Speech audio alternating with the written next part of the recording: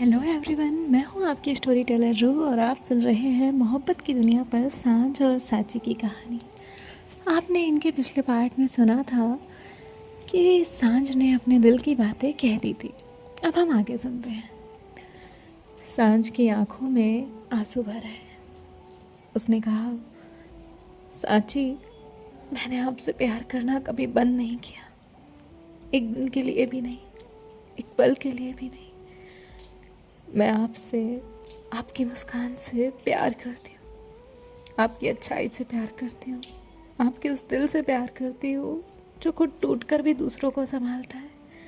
मैं आपसे प्यार करती हूँ, उतना जितना शायद लफ्ज़ों में कभी बता नहीं पाऊँगी, उतना जितना इंतज़ार मैंने किया, उतना जितना दर्द हम दोनों ने सहा, उतना जितना सुकून मुझे आपको देखकर मिलता है। साची, मैं आपसे बहुत प्यार करती हूँ, बहुत प्यार करती हूँ।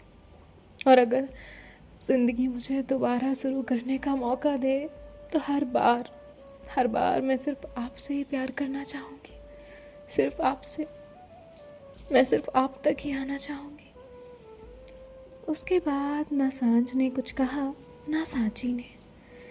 दोनों बस एक दूसरे की तरफ देख रहे थे, जैसे सालों का सफ़र, सालों का इंतज़ार, सालों का दर्द आज आकर उस एक पल में रुक गया था। साची ने रोते हुए सांझ के हाथ अपने गालों से लगा दिए, जैसे उसे यकीन ही नहीं हो रहा हो कि ये सब सच है, कोई सपना नहीं, कि जिस इंसान को उसने अपने दिल में छुपा कर रखा था वो भी उसे उतना ही प्यार करता है। अपने आंसू रोकते हुए साची ने कहा, एक बात बताइए। सांझ मुस्कुराई और कहा, साची ने कहा, इतने साल आपने कैसे निकाले? सांझ ने कहा, बिल्कुल वैसे ही जैसे आपने निकाले। साची समझ नहीं पाई तो सांझ ने कहा, फ़र्क बस इतना था कि आपको नहीं पता था कोई आपसे प्यार करता है, और मुझे नहीं पता था कि जिसे मैं प्यार करती हूँ वो कभी मुझसे प्यार करेगा भी या नहीं। साची ने तुरंत सांझ को गले से लगाया। तभी सांझ कहती है, आपको पता है मुझे सबसे ज़्यादा डर किस बात का लगा था? तो सांची ने ना में सर हिलाया। तभी सांझ ने कहा, मुझे डर था कि कहीं एक दिन आप सच में खुश हो जाएं। साची ने हैरान होकर उसे देखा और कहा, खुश? तो सांझ ने कहा, हाँ, क्योंकि अगर आप खुश होती तो मैं आपके पास आती नहीं। मैं कभी आपसे अपने दिल की बात नहीं कहती, मैं बस दूर रहकर खुश हो जाती, क्योंकि मेरे लिए आपकी खुशी खुद की खुशी से ज़्यादा मायने रखती है। तभी सांची ने कहा, और अगर मैं सच में खुश होती तो? तभी सांझ ने कहा, तो मैं पूरी ज़िंदगी चुप रह जाती, क्योंकि प्यार पाना ज़रूरी नहीं होता, कभी कभी प्यार की खुशी भी मायने रखती है। साची का सर अब भी सांझ के कंधे पे था। रात गहरी हो चुकी थी, दूर सड़क पे गाड़ियों की हल्की हल्की आवाज़ आ रही थी, लेकिन उन दोनों के आसपास जैसे एक अलग ही दुनिया थी। एक ऐसी दुनिया जहाँ लोग नहीं, टेंशन नहीं, कोई सवाल नहीं थे। बस दो दिल थे जो बहुत देर बाद सुकून की सांस ले पा रहे थे। कुछ टाइम यूं ही बीत गया, फिर अचानक सांची ने कहा, सांझ। सांझ धीरे से जवाब देती है, सांची ने कहा, आपको गुस्सा नहीं आया मुझ पे? सांझ ने कहा, गुस्सा? क्यों? तो सांची ने कहा, मैं आपके सामने थी, रोज थी, और मुझे कुछ पता नहीं था आप इतना सब सह रही थी, और मैं तो कभी समझ ही नहीं पाई। सांझ ने कहा, मैं आपसे गुस्सा कैसे हो सकती हूँ? आपने कोई गलती की ही नहीं थी, गलती तो मेरी ही थी। मैं ही अपने दिल की बात कभी कह नहीं पाई, मैं ही चुप रही, मैं ही भागती रही। तभी सांची ने कहा, आप भागी नहीं, आप तो मेरे लिए रुकी रही। तभी उसने कहा, एक और बात पूछूं? तो सांझ मुस्कुराई और कहा, आज तो आपको हर सवाल का जवाब मिलेगा। ये सुन के सांची के फेस पे भी स्माइल आई और फिर आंखों में नमी। उसने कहा, पूजा वाले दिन जब आपको पता चला कि मेरी शादी हो चुकी है तो आपने उस रात क्या किया था? तो सांझ ने कहा, सच सुनना चाहती हैं? सांची ने हाँ में सर हिला दिया। सांझ ने कहा, उस रात मैं सोई नहीं, बिल्कुल भी नहीं। मैं बस अपने रूम में बैठी रही, हाथ में वही पुरानी फ़ोटो थी और मैं उसे देखकर बस एक ही बात सोच रही थी कि काश मैं थोड़ी जल्दी आ गई होती। बस 1 साल, बस कुछ महीने, बस थोड़ा सा पहले, तो आज शायद सब अलग होता। तभी सांची ने कहा, आपको देर नहीं हुई? हो सकता है ना, रास्ता मुश्किल था, हो सकता है किस्मत ने हमें बहुत घुमाने के बाद मिलाना चाहा। ये दोनों ही फिर शांत हो गए। रात और गहरी हो गई थी, ठंडी हवा चल रही थी, लेकिन दोनों में से किसी को भी घर जाने की जल्दी नहीं थी। जैसे दोनों ही डर रहे थे कि कहीं ये पल खत्म ना हो जाए। फिर अचानक से सांझ हंसी तो सांची ने उसे देखा और कहा, क्या हुआ? सांझ ने कहा, कुछ नहीं, बस एक बात सोच रही थी। सांची ने कहा, क्या? सांझ ने उसे बहुत प्यार से देखा और कहा, आपको पता है मैंने कितनी बार सोचा था कि अगर कभी मुझे वो लड़की मिल गई तो मैं उसे क्या कहूँगी। बहुत बार सोचा, फ्लाइट में, हॉस्टल के रूम में, एग्ज़ाम के बाद, जॉब के पहले, हर दिन जब मैंने पूरी पूरी कन्वर्सेशंस इमेजिन की थी। तभी सांची ने कहा, तो फिर जो इमेजिन किया था वैसा हुआ? सांझ जोर से हंस पड़ी और उसने कहा, बिल्कुल नहीं। जो मैंने सोचा था उसमें वो लड़की मुझे देख के ही इम्प्रेस हो जाती थी।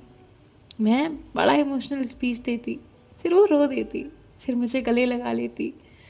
सांची ने कहा, अच्छा जी? सांझ ने हंसी रोकने की कोशिश की और कहा, लेकिन असल ज़िंदगी में वो लड़की मुझे डांट रही थी, नाराज़ हो रही थी, मुझसे लड़ रही थी, बीच में भागने की धमकी दे रही थी। सांची को याद आया कि वो कैसे यहाँ से जा रही थी। तभी उसने कहा, आपने भी तो कितना डराया था मुझे। ऐसे बता रही थी जैसे किसी और की लव स्टोरी सुना रही हो।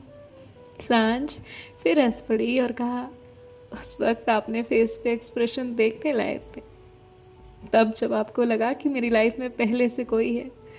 सांची ने गुस्से में कहा, सांझ आपको मजाक सूझ रहा है? तो सांझ ने कहा, बिल्कुल नहीं, मैं तो बस बता रही हूँ। वैसे एक बात कहूँ, आज ना डर भी लग रहा है मुझे। तो सांची ने उसे देखा और कहा, डर? कैसा? तो सांझ ने कहा कि कहीं सुबह आँख खुले और पता चले ये सब एक सपना था। सांची ने बिना समझे सांझ का हाथ अपने हाथों में लिया और कहा, नहीं, ये सपना नहीं है, मैं सच में यही हूँ, आपके साथ, आपके पास। सांझ बस उसे देखती रही और उस पल उसने महसूस किया कि सालों से जिस सुकून को वो ढूंढ रही थी आज उसके साथ था। वही लड़की जिसने उसकी पूरी ज़िंदगी की दिशा बदल दी थी, सांची। अब भी सांची का हाथ पकड़े हुए सांझ बैठी हुई थी, जैसे उसे डर हो कि अगर हाथ छोड़ दिया तो ये पल भी चला जाएगा। तभी सांझ ने उसकी तरफ देखा और फिर कहा, वैसे एक बात बताऊं? तो सांची ने कहा, सांझ की आंखों में शरारत थी। उसने कहा, मुझे लगता था बहुत हिम्मत वाली है।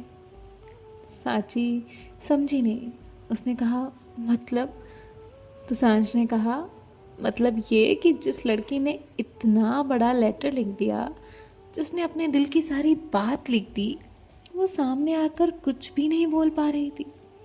तभी सांची ने कहा, सांझ। तो सांझ ने कहा, मैं सच बोल रही हूँ। आप लेटर में तो बड़ी हिम्मत वाली थी, लेकिन अब देखिए आंखों में भी नहीं देख पा रही। सांची ने तुरंत नजरें नीचे कर ली। सांझ बस उसे ही देखती रही। इतनी देर तक सांची ने पूछा, ऐसा क्या देख रही हैं? सांझ ने बिना नजरें हटाए जवाब दिया, अपना सपना। वही सपना जिसे मैं सालों तक संभाल कर रख रही थी। सपना जिसके लिए मैंने खुद को बदला। वही सपना जिसके लिए हर मुश्किल दिन काट लिया। और आज वो मेरे सामने है, हकीकत बन के। ये दोनों बात करने में इतने खो गए थे कि इन्हें पता तक नहीं चला कि रात से कब सुबह हो जाती है। अब जो सांझ है उसकी एक नज़र गाड़ी पे जाती है। वो कहती है, ये रोशनी कहाँ से? और तुरंत उसने आसमान की तरफ देखा। वो एकदम से बोली, सुबह हो गई। उसने अपना माथा पकड़ लिया। हे भगवान! सांची घबरा गई। उसने कहा, क्या हुआ? सांझ ने डरते हुए कहा, सुबह हो गई है, सुबह। दोनों एक दूसरे को देखने लगे और फिर दोनों ही हंसने लगे। सांझ हंसते हंसते बोली, हम पागल हैं, पक्का पागल हैं। सांझ कहती है ना भाभी, मुझे जिंदा नहीं छोड़ेंगी। ये सुन के तो सांची और हंसने लगी। सांझ कहती है, अब सच में घर जाना होगा, वरना घर वाले मिसिंग रिपोर्ट लिखा देंगे। सांची हंसने लगी। सांझ खड़ी हुई और फिर उसने अपना हाथ सांची की तरफ बढ़ाया और कहा, आइए मैडम, घर चलते हैं। सांची ने उसकी तरफ देखा और फिर हाथ की तरफ, जिसके बाद उसने अपना हाथ सांझ के हाथ में रख दिया।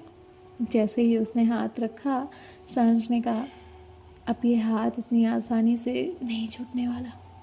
और वो दोनों गाड़ी की तरफ आगे बढ़े। ये दोनों ही अब घर के लिए निकल जाते हैं। सांझ सांची दोनों ही मुस्कुरा रहे थे, जैसे कि सांझ की आदत थी। उसने अपने फ़ोन को उठाया। जैसे ही उसने स्क्रीन देखी, उसका चेहरा देखने लायक था। वो तुरंत चिल्लाई, हे भगवान! सांची डर गई। उसने कहा, क्या हुआ? सांझ ने उसका फ़ोन सांची की तरफ दिखाया। एक के बाद एक के बाद एक के बाद नैना भाभी की कॉल, मिस्ड कॉल ख़त्म ही नहीं हो रहे थे। सांची ने कहा, कितने कॉल्स हैं? सांझ ने काउंट करने की एक्टिंग की, 1 2 3 4। तभी सांची ने कहा, बस करिए। तभी सांझ ने कहा, लगता है आज नैना भाभी नाश्ता नहीं करेंगी। तो सांची ने कहा, क्यों? तो सांझ कहती है, उनका आज का नाश्ता मैं हूँ, इसीलिए। तभी सांची कहती है, ड्रामा बंद करिए। तभी सांझ कहती है, नहीं सच कह रही हूँ, आज भाभी मुझे टोस्ट की जगह खा जाएंगी, बटर भी नहीं लगाएंगी, सीधा खाएंगी। सांची हंसने लग गई। तभी उसने अपना फ़ोन निकाला। स्क्रीन देखते ही हंसी गायब। उसने तुरंत कहा, नहीं। तो सांझ ने उसे देखा और तुरंत कहा, आपको भी?